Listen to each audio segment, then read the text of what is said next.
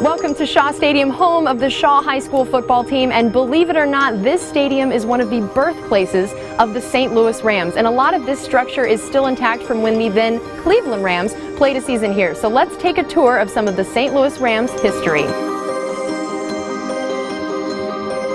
The Rams called Cleveland home from 1936 to 1945, nabbing the franchise's first NFL championship in the final year. And Shaw Stadium was home for just one of those seasons back in 1938. Now it plays host to the Shaw High School varsity football team, led by head coach and resident stadium historian Rodney Brown.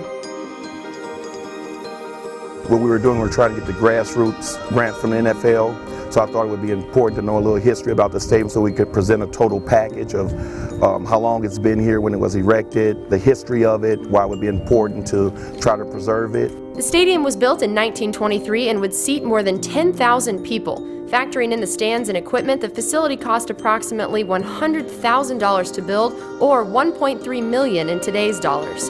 At that time, the stadium was more like, sort of like a horseshoe, where we're standing now. Were stands in the end zone. This would have been the east end zone right here. The back wall there, in actuality, that's the original wall also. Back inside the wall there, they would erect wooden stands, and until I would say about 10 years ago, we still had those stands. Of course, we didn't use them.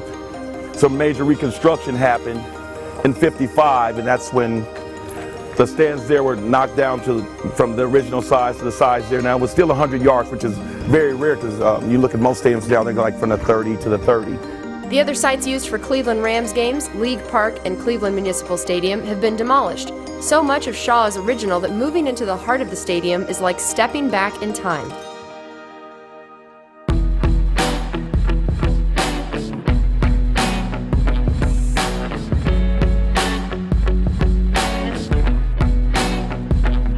This is the tunnel that led to the home locker rooms, and this is, I'll show you where the locker room where the Cleveland Rams were.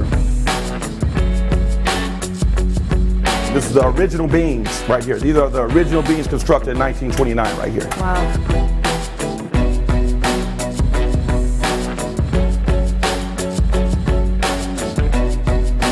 But this is the original locker room that they had back there.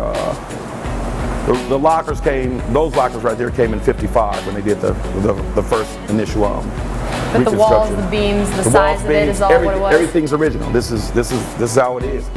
High schoolers aren't known for their appreciation of history, but apparently a pro team using your locker room is a big deal, even if it was more than 75 years ago. They get the wow effect initially, because when I tell them a real professional football team and real professional football players sat where you're sitting now and shared the same locker room. I tell them, you know, how even though this is an old structure that's decaying, just the history of it and what it meant to this community and how we still have to try to preserve it as best we can. Another man working to preserve the Cleveland Rams history is Donald Grease, the owner of an impressive memorabilia collection. This is the cover of a newspaper when the Rams won the championship in 1945. This was the actual press pin that they made, that they gave to the media for the '45 championship. Bob Waterfield was the quarterback for the Rams in '45 when they won, and he married a famous actress named Jane Russell. So I guess in LA that, you know, that was just sort of standard, but, you know, when he was in Cleveland, that was sort of a big deal. This was one of the certificates, but attached to it is an original piece of letterhead from the Cleveland Rams, which shows the original logo. And he would know, because for Grease, the memorabilia and stadium are about more than marking the history of sports, Cleveland, or even the NFL. It's about family. He's the grandson of Bob Grease, one of the original founders and owners of the team.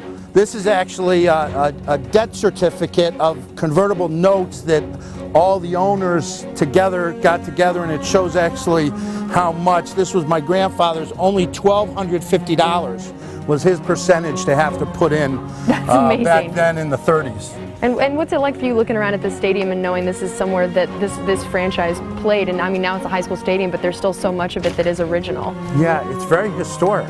I've never been here, and just the chance to come here and look at it now and try to envision what it must have been like back then in the 30s. It's really cool to know that this stadium still exists and is still here.